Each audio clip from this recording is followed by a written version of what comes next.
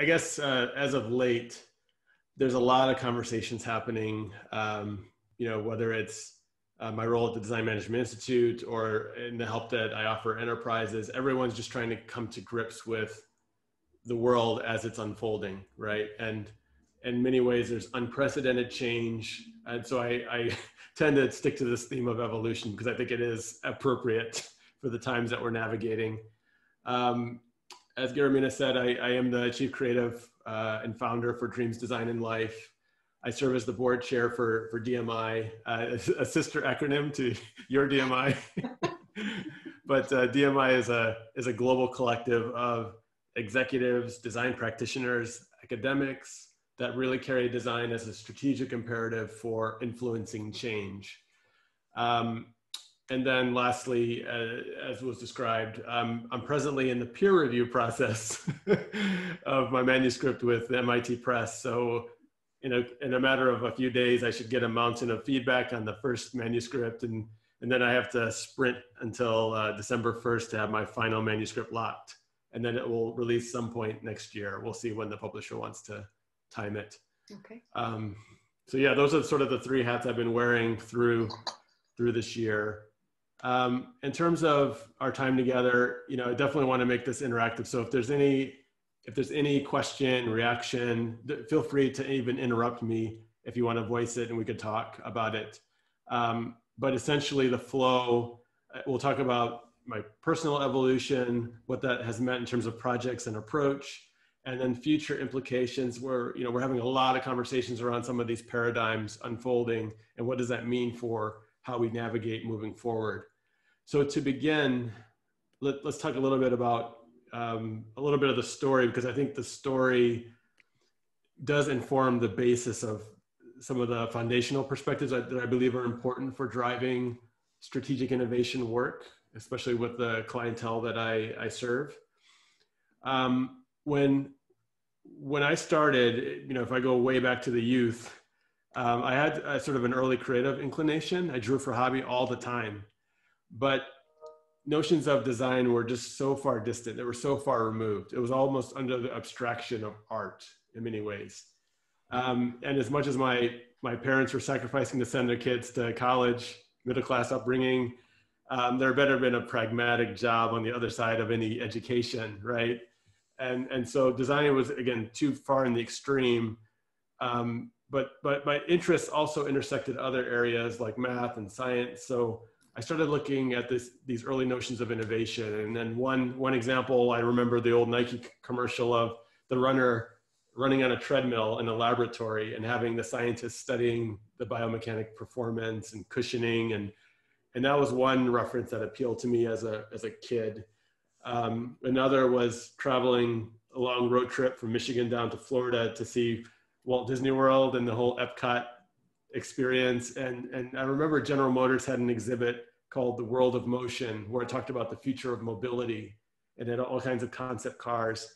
So the intersection of creativity and science was really appealing. So all those inspirations, I think, informed taking engineering as a pragmatic first step, but design was always a curiosity, a distant curiosity, but still sort of there.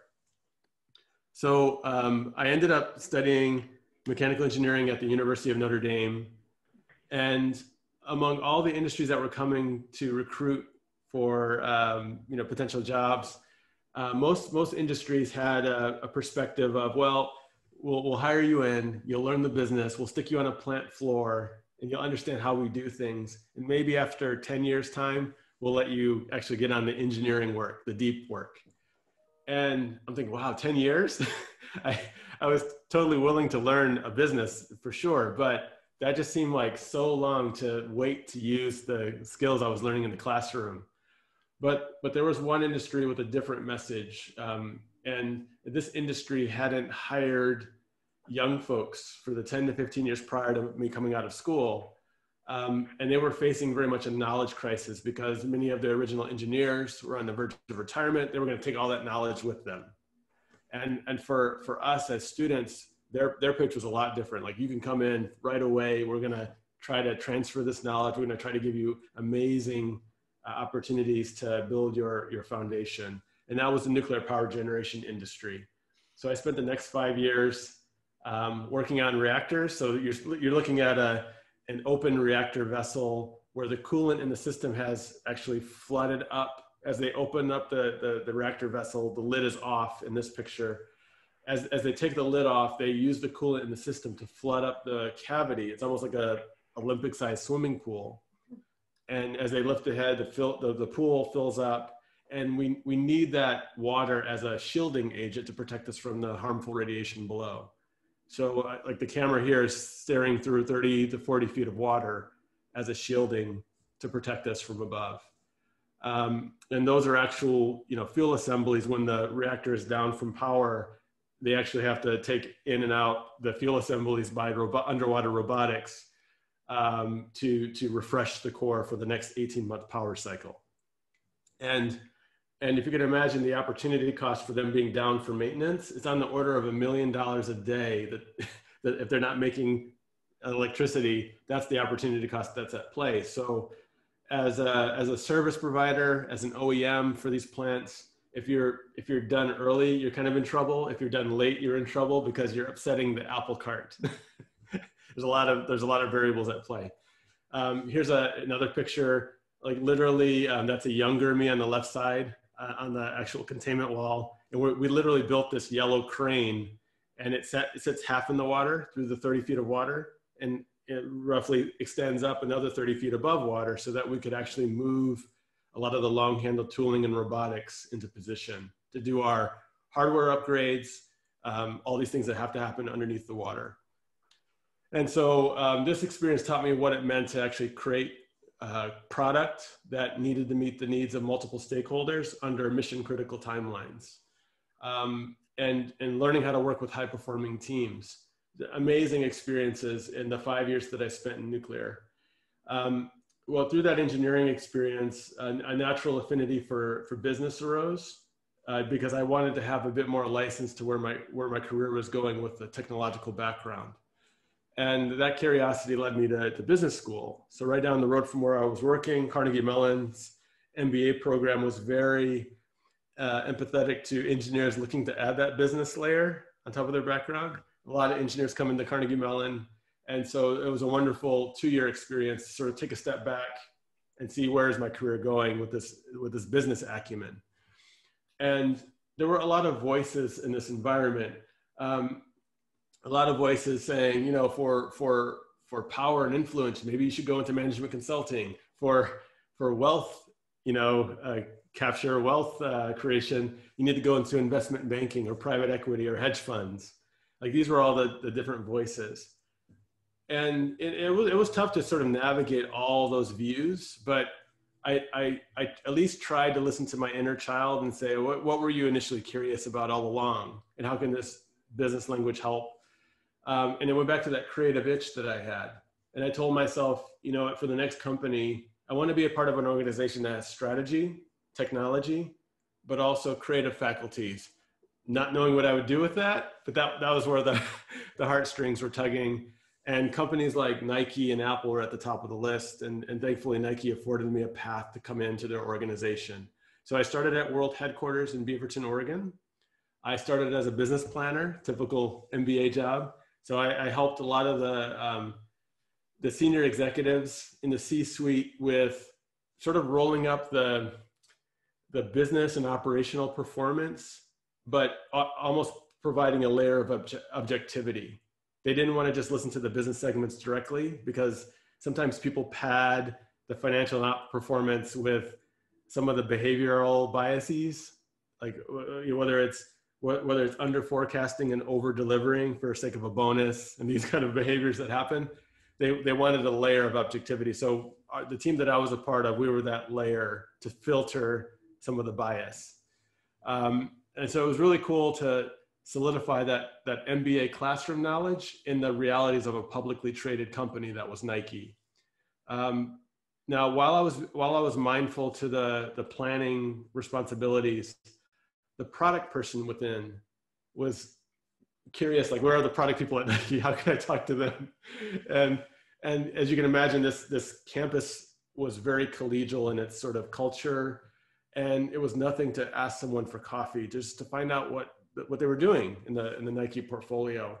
And one coffee chat led to another. And all of a sudden I was observing opportunities to actually show those product organizations that I was talking to that I was very passionate, that I could contribute maybe beyond the planning title that I had, that I was this holistic person that could offer value. And so through stretch assignments, that actually earned me an invitation to interview for a job closer to the product engine. And that brought me into global footwear. And it was a unique time in that Nike was considering ways to elevate the performance of the product engine. So from that time between designer putting pen to paper and when we actually confirm a sample for mass production, that window of time was the product creation ideation window. And they wanted to bring some of the lean philosophies from manufacturing more upstream into that ideation world. And so we're encouraging, for example, designers to not just send a napkin sketch over to the factories in Asia. We would encourage them to actually think through their design intent more thoroughly in a 3D sort of format and ask the factory, please send us a sample that actually matches the 3D design intent we just sent you. Versus what had been happening previously, which was more of a guessing game against napkin sketches. They send a sample that's maybe 30% accurate, and then we're taping up the sample, redlining it, sending it back.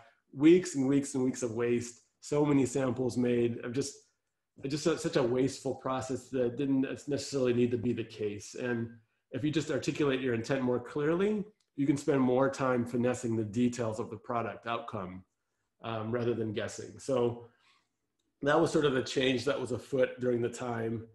And meanwhile, I'm now closer to my creative friends for the first time. I'm seeing all this wonderful creativity happening all around me. And I was just very excited and very curious. And a few newfound creative friends that got to know me saw the work I was doing for hobby, my drawings, my little artistic explorations, and some gave me opportunities to actually showcase that on real footwear designs. So the Jordan brand allowed me to come into their fold. I met the creative director in the mornings. We would commiserate. We would go do our day jobs, and then I would work on his assignment at night, and then come in like 6 o'clock the next morning, and we would have a design critique and rinse and repeat. We worked that way for the better part of a year. And we launched 2 sport lifestyle performance shoes into the market. This is around 2010 time period. And they sold really well for the Jordan brand. It was one of their top sellers that year, these 2 models. And as you can imagine, going through that process, working with the Jordan brand, actually seeing Michael Jordan a few times on campus, just my creative curiosity was just like a forest fire. I couldn't get enough. And this notion of these different experiences were coming together. And it wasn't just happening within my experiences at Nike. I was also seeing it outside, where design was starting to be celebrated on the cover of business magazines. We were hearing narratives about the true power that design could have in the world.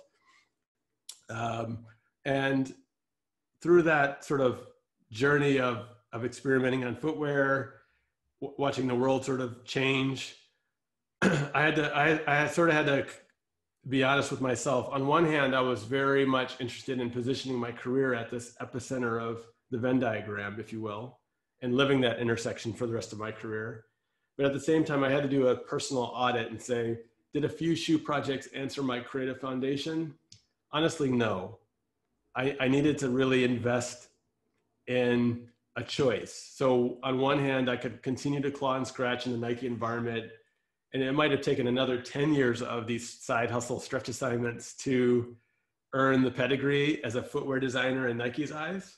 Or I could go invest in my education, accelerate that positioning, and walk forward with confidence and credibility. And so I decided to invest again. I thought I was done with school, but around this time, 5 years into Nike, working double duty, I was married, and my son was just born. He wasn't even 1 yet. I decided to quit my job. My wife was at Nike as well. She quit her job, and we packed up the house and moved down to LA. So I decided to study 2 more years of graduate education at Art Center College of Design. And Art Center was a place where you had to come from design to be a part of the graduate programs. But with my cohort, again, with serendipity and all this timing, they opened the aperture. They just started to open the aperture and say, you know what, we're going to let in other disciplines into the fold. And we're going to teach you the practicum that is industrial design, but we're also going to show you how design can make a bigger strategic impact and encourage you to really think about your design proposals as venture proposals. And this notion of designer as entrepreneur was sort of the thematic as we were leaving the program. And so many of the alums became founders of startups or went into R&D.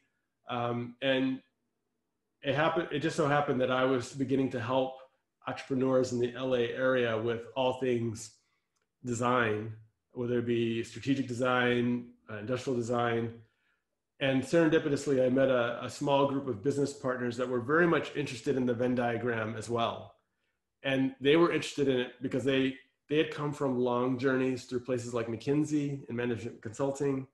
They also served as executive operators in companies through private equity turnarounds. So they knew what it was like to be a CMO or chief strategy officer, chief digital officer. And anytime a big company is looking at a growth objective, they're usually hiring a BCG or a McKinsey, then they're hiring an IDEO or a Frog, then they're hiring a few technological implementers until they actually see a prototype to test and market. And it might be 2 years that could go by before you have something to test. And that's characterized as the waterfall process for large companies, which is typical. But these business partners, their thesis was, well, why don't we just all get around the table from day one? And they saw me when they met me, oh, he could be our creative problem solver. Let's just get around the table from day one, get to an integrated vision much faster for the large organizations we're serving, and then have that same team just go build the prototype, build the offering, and even build the business around the solution and test it in market. And our efforts, we helped a few companies in their Rolodex, created a lot of value. And then the management consulting firm started leaning into our model and were very interested. And we actually had a couple of different platforms, different homes of sorts for parent companies that wanted to incubate us. But ultimately the Boston Consulting Group stepped forward and really invested in our platform. And we became known as BCG Digital Ventures. And unlike a BCG consultant that would travel out to clients to deliver value, we encouraged clients to actually come to us and live with us in residence in our innovation studios in conjunction with our designers, technologists, digital strategists. And we would cook a venture. It might take a year and a half, but we would go through an innovation journey in a matter of weeks. We would incubate whatever offering in a matter of months. And all of a sudden you'd have a real business with real solutions and products spinning out, either becoming a new BU, business unit inside of the client, or becoming a standalone venture where all stakeholders had, an equity share in that venture as it was launched. So these are just a few peeks inside the innovation studios that we built. We started here in Manhattan Beach, like 5 minutes from where I live. That was the first headquarters. And then BCG invested in like another 8 innovation studios around the world where you would see these mirrored venture rooms. You'd see these villages where designers could rub elbows with fellow designers, engineers coding with other engineers. And we created space to allow creatives to problem solve the way that they problem solve. It wasn't just about the way BCG would problem solve things. And we balanced these different modalities of problem solving to ultimately show up differently in the market as fast as possible. So whether it's showing up with a prototype narrative, and I promise no dogs were harmed in the making of these prototypes, but just the way we showed up was just remarkably different. Another example, Bosch Engineering came to our Berlin studio and said, hey, we just have a question around mobility. Maybe we want to play in mobility. How can you help us get there? So the Bosch sent, I think it was like 3 to 5 people that lived at our Berlin studio. They went through an innovation journey, diverged, converged, and basically created an e-scooter sharing platform called Coupe that deployed roughly 1,000 scooters across Berlin, 1,000 in Paris and other places in Europe. and they were just recently acquired by another mobility parent. So, but this was a really rapidly created venture that created a lot of value pretty quickly, and then was now part of the venture scene in Europe and was recently acquired as well. So, I mean, these businesses are real. Some succeeded, some failed as a natural course of an incubator. But just the runway that we had to prove out what was possible was tremendous. Now, as we grew, it was like a handful of us when I met these guys at the start, and it became like roughly 1,000 people by the time I left 2.5 years ago. And 1/3 of that was design. Like, what I'm proud of is that we kept the multidisciplinary recipe proportionate and sacred through the scale of digital ventures.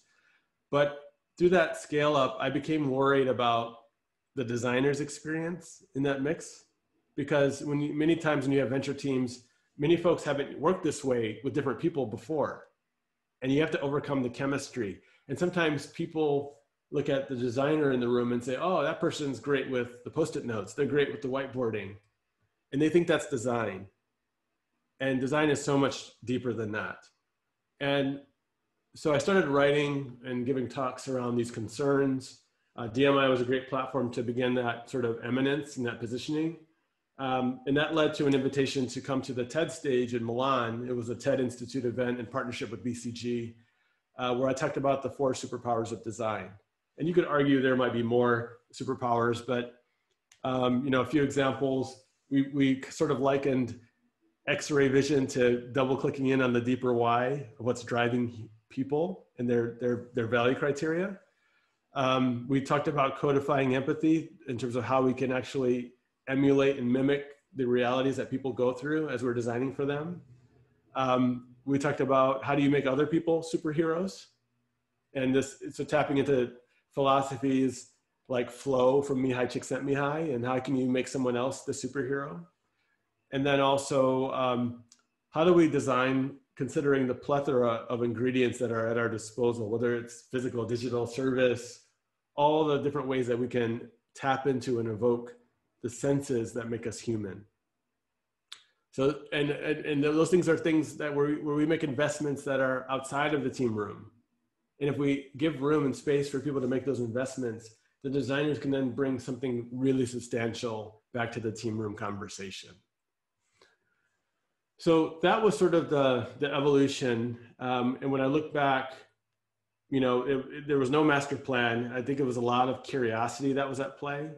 There was a lot of creative risk taking and learning how to take small risks that led to bigger risks, that led to forks in the road where I had to either commit or not, or make a different choice, and really following through on the convictions. I think this desire to live at the Venn diagram was really around the notion of just wanting to connect the dots to help people, to looking outside Nike's walls and saying, Nike, we're so used to talking to this type of athlete.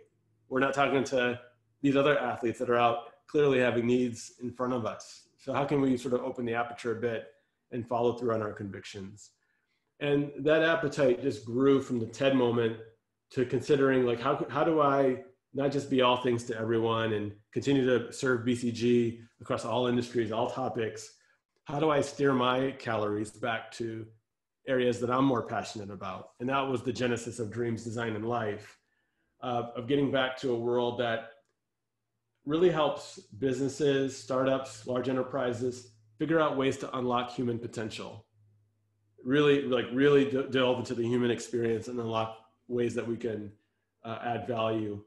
And then also respect the systems that are at play that need to be wired to support the stories that we want to bring to life. And it's sort of a more nimble version of digital ventures in that, I'm a much smaller company. It's myself, an ops person, and a virtual cast of creatives. But we exercise breadth and depth. So breadth, really driving strategic design to uncover opportunities for companies, big and small.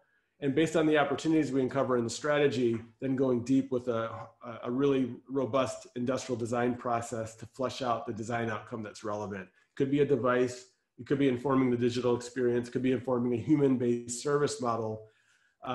That's sort of the engagement. And just a few anecdotal case studies.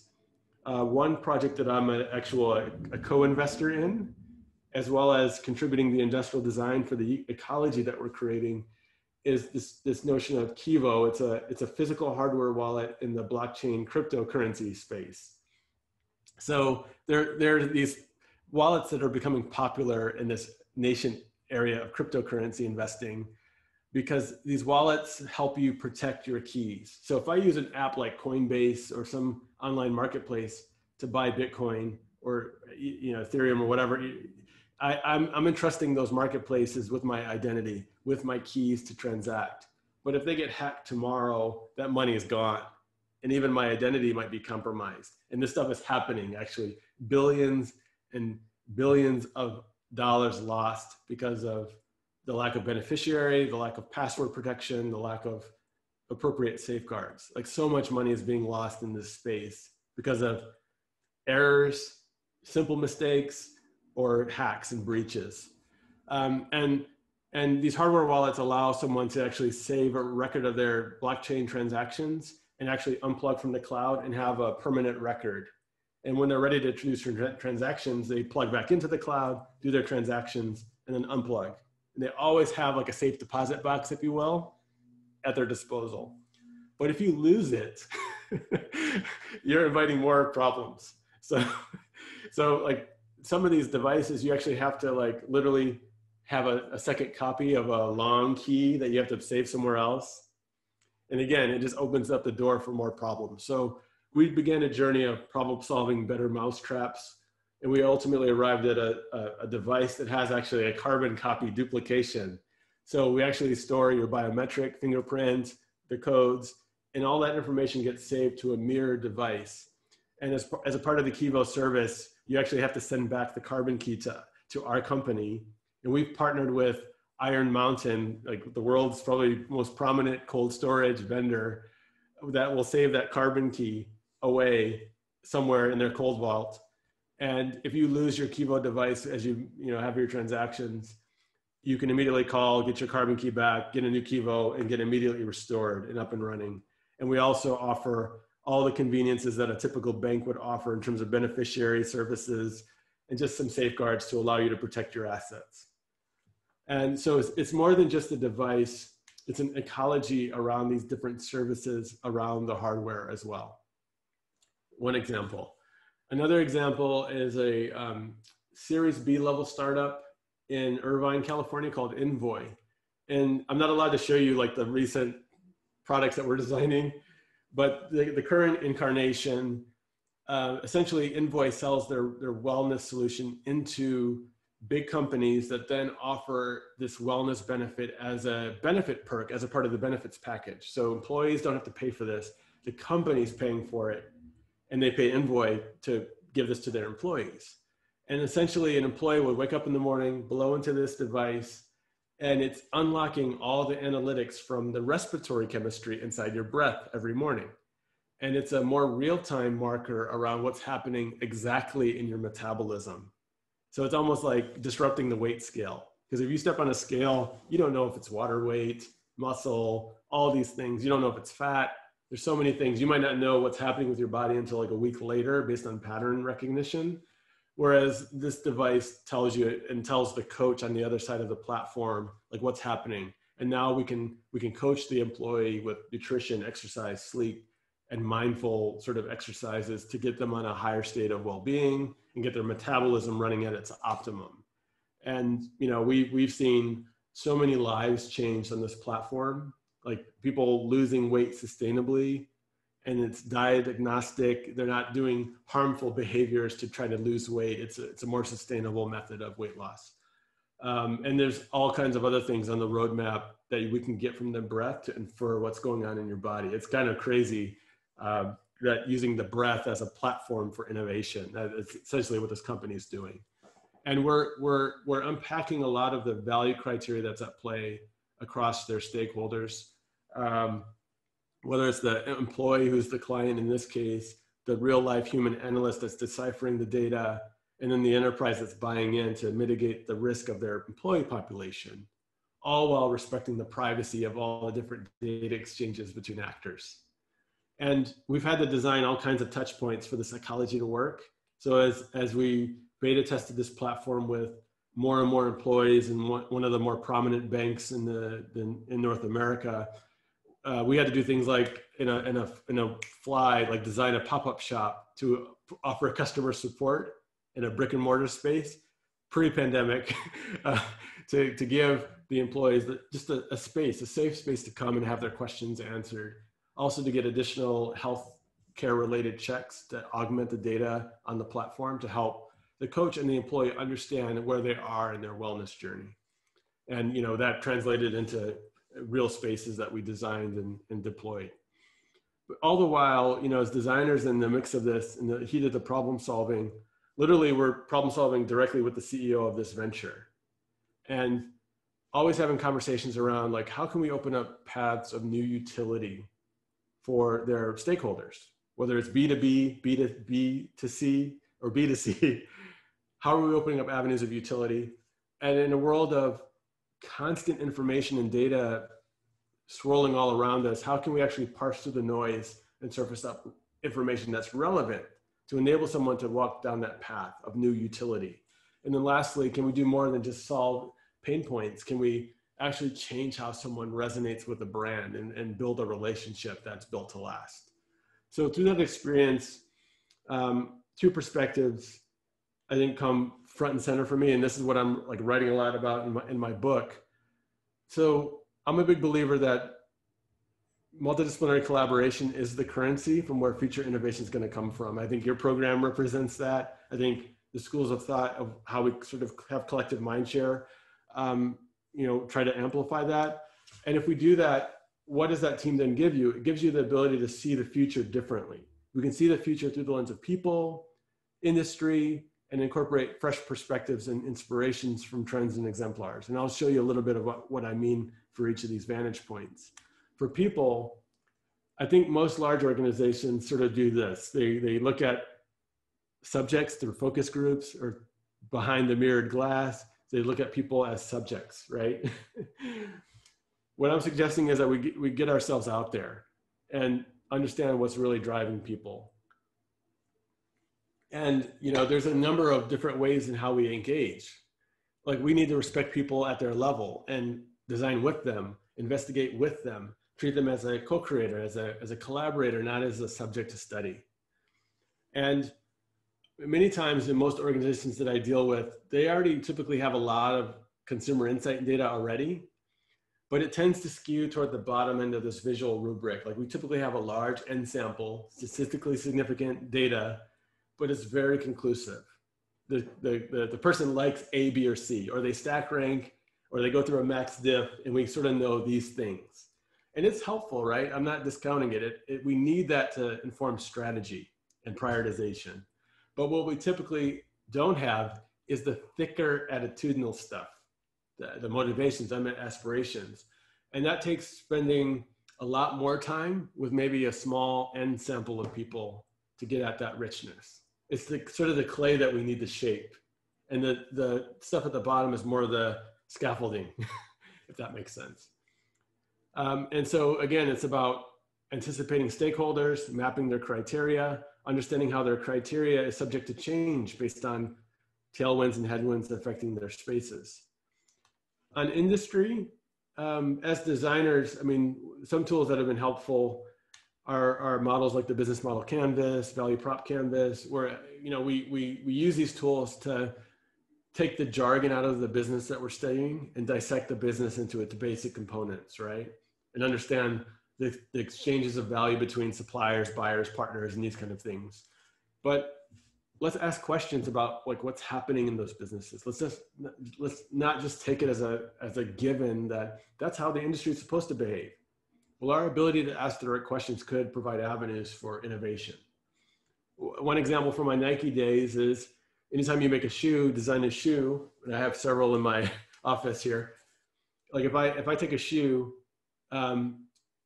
or thinking of a new design, there's like a lot of investments that are necessary. Steel molds to make these parts, like very costly. Imagine all the different size of shoe too. So imagine all the molds that are necessary. Extremely expensive process. hundreds of thousands of dollars, if not millions, to create the hardware to make this thing. Well, if I have a customer that maybe wants a custom pair of shoes for their size, maybe that's a customer asking for one thing that's unique. I can't make expensive steel molds for that one person's choice. Well, what if I used additive manufacturing to create a nylon mold that can achieve the same fidelity as a steel mold? Now I can actually service that customer for pennies on the dollar with a simple mold that I could recycle, after a few uses. And so now we've just disrupted the supply chain for like what we can offer our customer. And maybe we can play to more long tail opportunities beyond just mass manufacturing. And then our business decisions actually extend beyond just the business and the consumption patterns that exist in the market. Our decisions have impact on greater society, the environment, data ethics, our own employees. I mean, there are ramifications that we do need to take into account.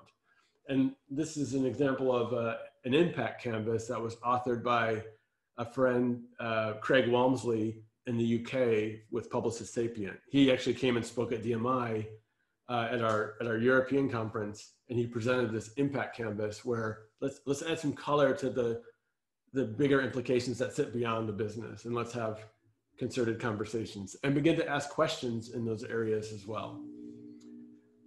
So it's like, the business can look like an iceberg, like what appears a certain way at the surface. There might be a lot going on underneath that we need to sort of question, and maybe one day it'll flip and we'll create a new opportunity. Let's talk about trends and exemplars.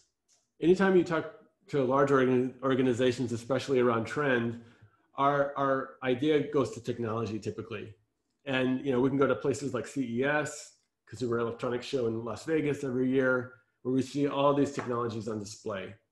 And it's all fine and good, but in our problem solving with clients, we try to get people to open the aperture.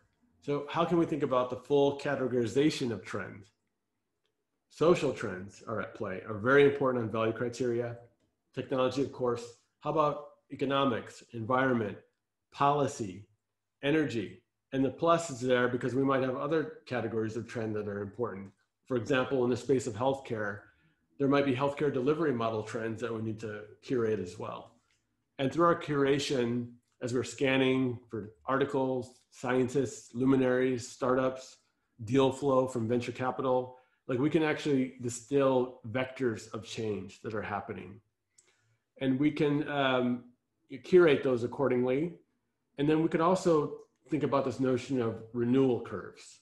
And I was brought to awareness of renewal curves in my time at Carnegie Mellon. So Jeffrey Williams, this notion of renewable advantage, most innovations sort of follow that typical S curve. And as you have something new, it matures, it makes room for something else that's new and comes into being. And depending on the industry that you're in, there's different frequencies of economic renewal. So if I'm in consumer tech, like we see that renewal happening every 6 months. And the new generation is jumping to the next platform like TikTok from Instagram, or we see these changes happening so quickly. But if I'm in nuclear power, for example, the change is a lot more slower, and rightly so. So then what is innovation depending on the industry that you're in? How does timing affect the serendipity of variables lining up to foster an innovation being productive and ready for the marketplace? And we can think about these trends, these cycles of renewal, and start to forecast out, like as we think about the future probability funnel as it fans out into the future, and we try to map ourselves against it. Like, how does the future look 5, 10, 15 years from now? And how can we actually imagine different futures beyond just the most likely future based on recent trends and patterns? How can we actually forecast different landscapes to potentially design for?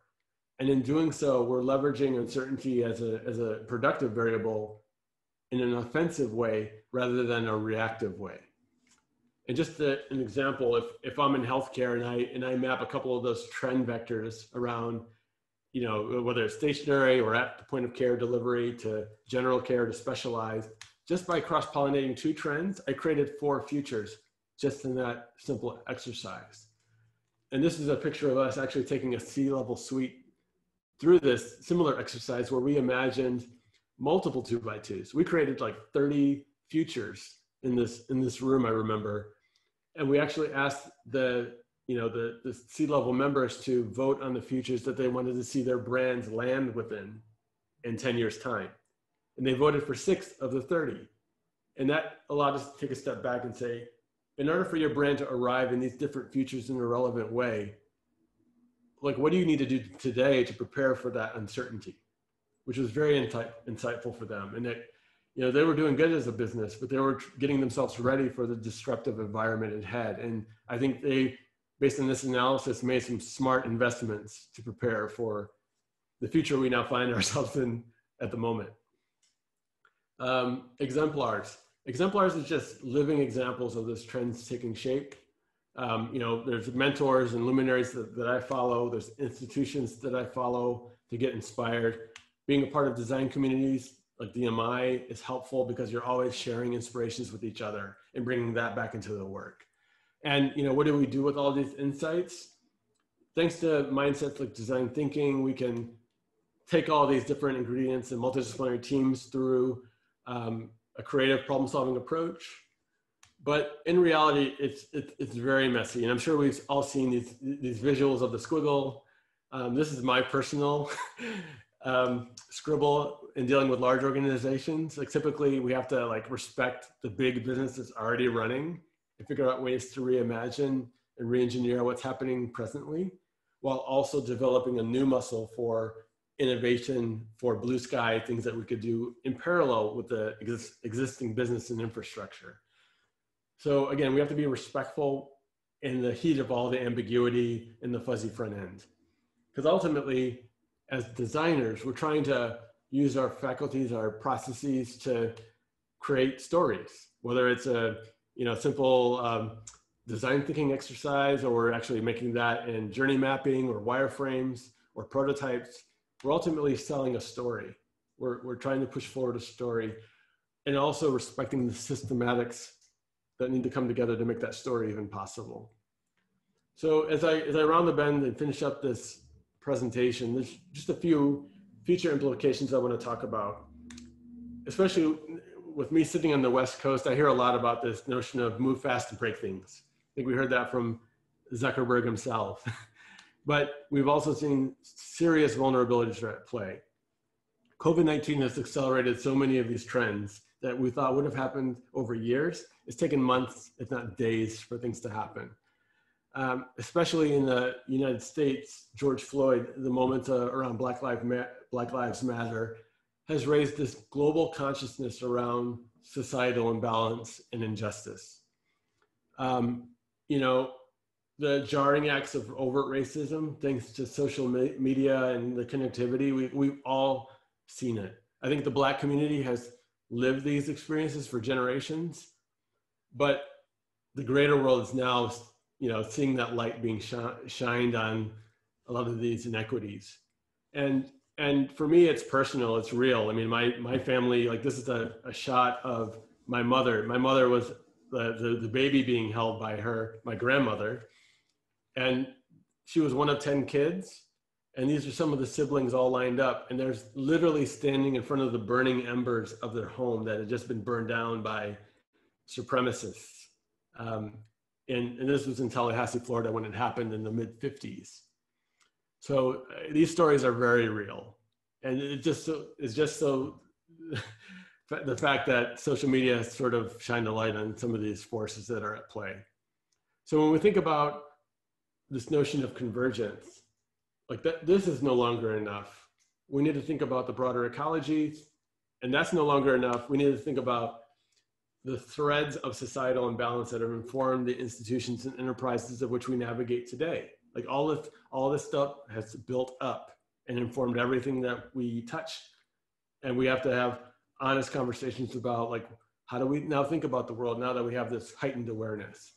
And I want to credit my friend and mentor, John Maida, who's created some very pointed conversations around these topics. You can go to his 2026 report, used to be called the Design and Tech Report. And he created very much an interactive video presentation to this year, and he invited others to have additional conversations around these notions of computation. He often describes this notion of an infinity loop, where on the left side, you have this engine of commerce constantly messaging and selling us stuff. On the right side is the engine of consumption as we consume products, information, marketing, messages. And you can imagine as computation continues to accelerate, will one side harm the other side? You know, these are things that we need to think about as we move forward. And we actually had a conversation in this regard. We asked, and you can go to my company website and find the video link to this conversation, but we were essentially talking about like who built the wealth as we think about the different industrial revolutions that have happened. And now that we're in industry Rev 4.0, more or less, like who's building the wealth? Who's being exploited as we see that wealth generation? Who's being left out? What are implications for the future, and how will computation drive either benefit or harm? Like, are we mindful? Are we asking the right questions? Are we probing the boundaries of ethical concern? And as we build the future of next generation design and innovation studios, are we actually wiring them to actually mirror the world of which we're serving? And what gives me hope is that there's tremendous value in our community as design thinkers, as design strategists, whatever we want to call ourselves. The creativity and critical thinking that we can bring to the equation is quite powerful. But that does require an individual evolution. So a few final points, and then we can open it up for questions. But as we as individuals navigate this convergence, we should all be thinking about our individual breadth and depth. How are we using our breadth to bring different actors together and communicating and collaborating and finding shared values? But then also, are we bringing our depth of expertise to the party and bringing substantial contribution and not just assuming that we know what each other is talking about? And that takes a lot of servant leadership to balance its different chords. And what's being challenged right now is that while many of us have a subject matter expertise that we could claim, COVID unfortunately is forcing us to kind of feel like a bubble within the bubble.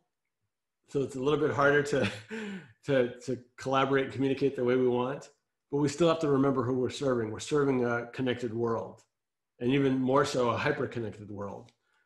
And again, that gives me hope with the problem solving that we bring to bear as a creative, strategic problem solving community. Those vulnerabilities turn into opportunities. That gives me a sense of hope. And I hope these lived experiences and perspectives have given you some points of inspiration to think about as you think about your individual path and how you expect to land when you leave this educational chapter. So I think we can open it up for conversation now. Thank you very much, Kevin. That was a very nice evolution pathway that you show us. You highlighted at the end very valuable questions that us as design educators are wondering now how can we better prepare students for that? And they are the hope, as you mentioned now at the end. One of your questions was, how can we serve these organizations at our best? What do you think it has changed in this very particular 2020 year that has made you rethink how you are helping organizations right now? What has changed in you? I mean, I'll describe sort of the situation as it started in the spring. Mm-hmm. I mean, naturally, as a young business, I was like 2 years old when the pandemic started. And I guess you could say I was used to the valleys and peaks that come with running your own business. There's solid months, and there's also dry months. So at the start of the pandemic, very dry. Clients naturally shrunk back. They wanted to, rightfully so, protect their employees, understand what was going on. But then the phone started ringing again. Like a month later, the phone started ringing in a very different way. It wasn't, oh, we got a device that needs design, and we have, a strategy. We want a new road mapping exercise. It was help. Mm-hmm. I, as a startup CEO or as an innovation head of a large organization, I need to understand, like, where's this all taking us? I need to understand, do I have the right team for what the future is going to behold? Mm-hmm. Do I have my investors dried up because of COVID? Mm-hmm. How do I rethink my capital fundraising strategy? How do I rethink the going forward plan? And not let's having a strategic workshop. It's like, Kevin, can you just be my sounding board? Or can you just be a friend in a professional capacity? It's a safe pair of hands that I can bounce things off of, and we can problem solve, so that I can go back to my team, a bit more capable, equipped, confident to deliver the important messages. So it was a lot of those conversations. Mm-hmm. Then with the compounding pandemic of social injustice raised by events like George Floyd and the like, even more conversations where organizations were realizing, I'm not wired, my studio isn't wired to mirror the world. Mm-hmm. Companies were getting a lot wrong mm-hmm. in that moment, and it's, I hate to talk about commercial effects coming off such terrible tragedies, right? But you saw it, right? There on Instagram or whatever, all of these corporate messages around, we support Black lives, or we support diversity. And some were struck as tone deaf because they were not in a position to understand their audience's pain. Mm-hmm. And literally, like, you could peek under the hood and see what their employees were saying behind the surface. Yeah. Like, everything's so connected now, you can't hide from these things. Yeah. So that's, all that to say is that I think it put the trust that I have in relationships, the authenticity of relationships. Mm-hmm. And there's all kinds of ways that we as creatives can add value that people don't expect to ask for. Mm-hmm. So we have to be prepared in the moment to be able to seize those opportunities. Yeah, good. Thank you very much. The team, you have questions? The students, do you have questions for Kevin? While you think, I have one, and I am very curious. You are an engineer, and you did not mention system thinking. So, no, intentional or? No, honestly, systems is critically interwoven in everything that we touch and do. Mm-hmm. Like, there hasn't been a problem that we faced where you don't push on one thing that it has like 10 other ramifications over here.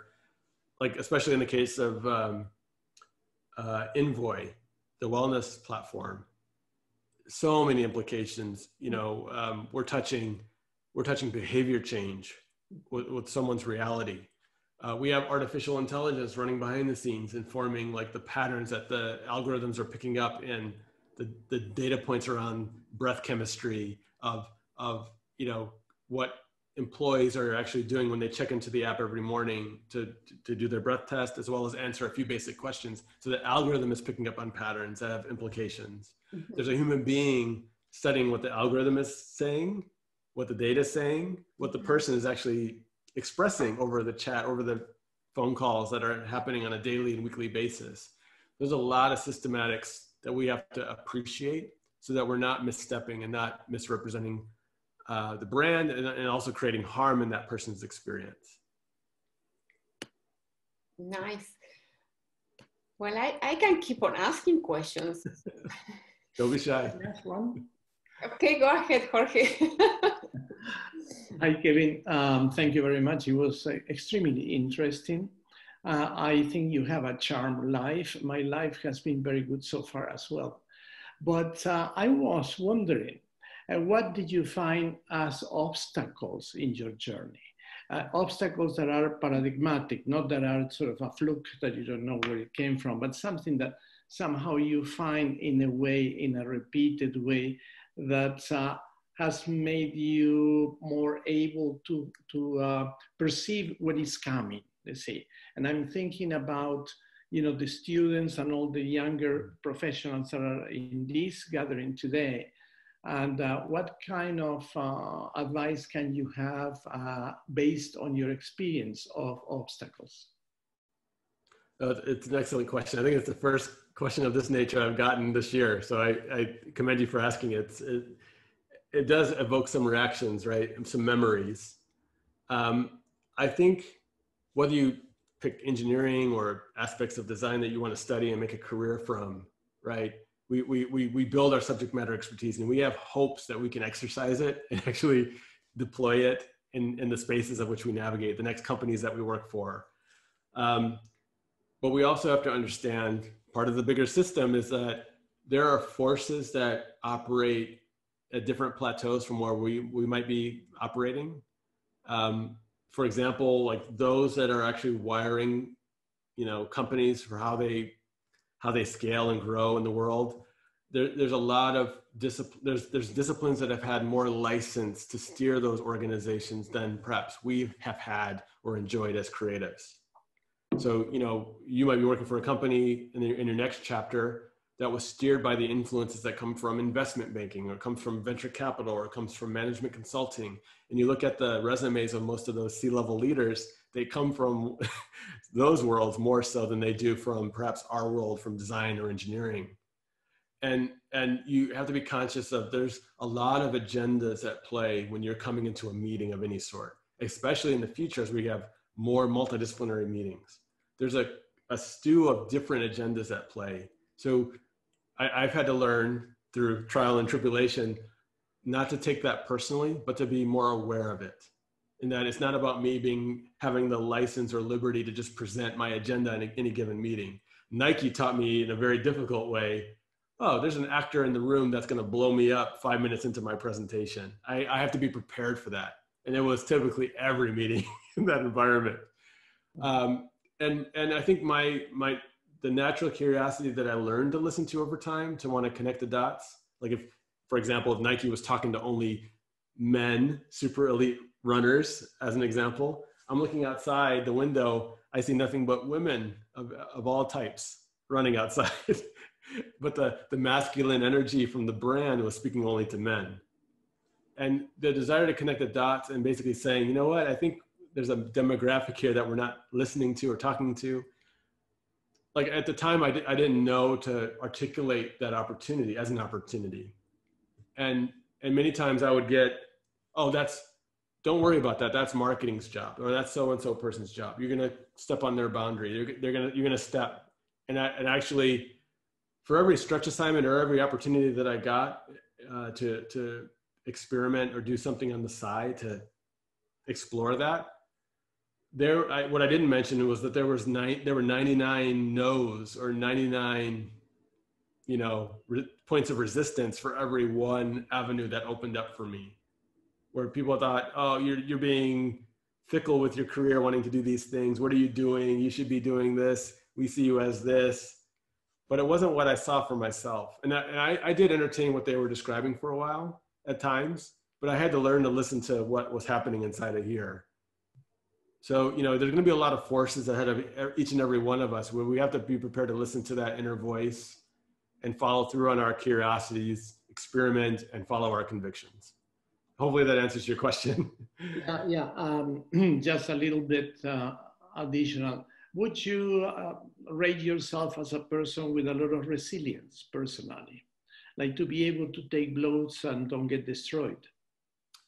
Yeah, I think it came with time. It came with trials and tribulations. But yes, I think it's important for everybody to let's say think about which are the things that one as a professional, in addition to knowledge, has to have in order to be able to make the ideas actually materialize. Yeah? Okay, thank you very much for your response. I leave the floor now and keep on watching. Kevin, I know we are on time. One of our students has a question. Do you have some minutes so that she can ask a question? Sure. Yeah? For you, yeah, anything. I'm flexible. I know you have a meeting, but Lara, please go ahead. Thank you. I just had a question from a more student perspective. I was really fascinated when you said to create value in ways companies don't expect it. And I was wondering, can you share any advice on how we students could do that when we enter the professional world after our graduation? You know, it's a good question. I think many organizations are going to sort of expect that they're going to want to know that they can trust you as a young talent coming in. So there is a balancing act that you have to have, right? So there's something to be said for definitely master the fundamentals, learn as much as you can, right, about the business, understand like what really drives the behavior and thinking of even the leadership that's driving the company across all disciplines. Just understand as much as you can, learn as much as you can, ask questions. But at the same time, you know, you're going to see things you from your lived experiences, from the things that you enjoy as a new generation. I put that in quotes, right? I don't want to make assumptions, but you're going to know of patterns that exist outside of the company. And so by all means, you know, ask the question, raise the idea. As long as it's interjections that are solution oriented to help the team move forward, people are generally considerate of new thinking, new ideas. No one's going to turn down bad ideas or bad contribution, right? People want that, but they also have to trust you.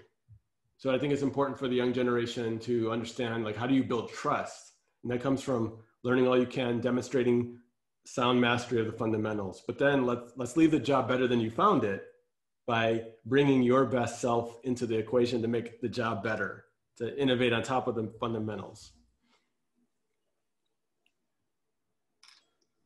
Thanks for the insight. Sure. Kevin, what will be your advice to students? Some of them are graduating in some months. This is a difficult situation to start looking for a job. What will be one piece of advice that you would like to share with them right now? Suppose they were applying to your company, to your think tank. You know, I think we all have to just be mindful that, of course, companies are just trying to come to grips with themselves, with their teams. So their attention span toward soliciting, recruiting-based conversations might be kind of all over the place. So I think there's that layer of empathy that we have to have of the companies we're approaching. But I found the more that you're already authentically wired into the conversations that are happening in their worlds already, and it's not just about approaching a company for a job, or an internship, but it's like, you're already a part of that world. I see you on Twitter being a part of this conversation. And, you know, you have, let's say on Twitter as an example, you could have the chief design officer of Twitter or the chief design officer of Bang & Olufsen making tweets about things that are relevant to your passions. So no one's stopping you from joining in. No one's stopping you from sharing an article, sharing a blog post, a perspective. So I found being a part of those conversations naturally usually opens doors. Okay. So when you're ready to make that ask, you're already sort of relevant in the eyes of the audience that you're about to approach. So share the conversation. Yeah, be a part of the conversation, be present, be available to be engaged. You know, and that takes putting yourself out there for sure. Good. Well, thank you very, very much. It has been a fascinating hour listening to your evolution. And we'll let you now go to your meeting. Okay. Thank you all for having me. It was such an honor. Thank you. Bye. Bye, Kevin. Thank you. Bye-bye. Thank you. Bye-bye.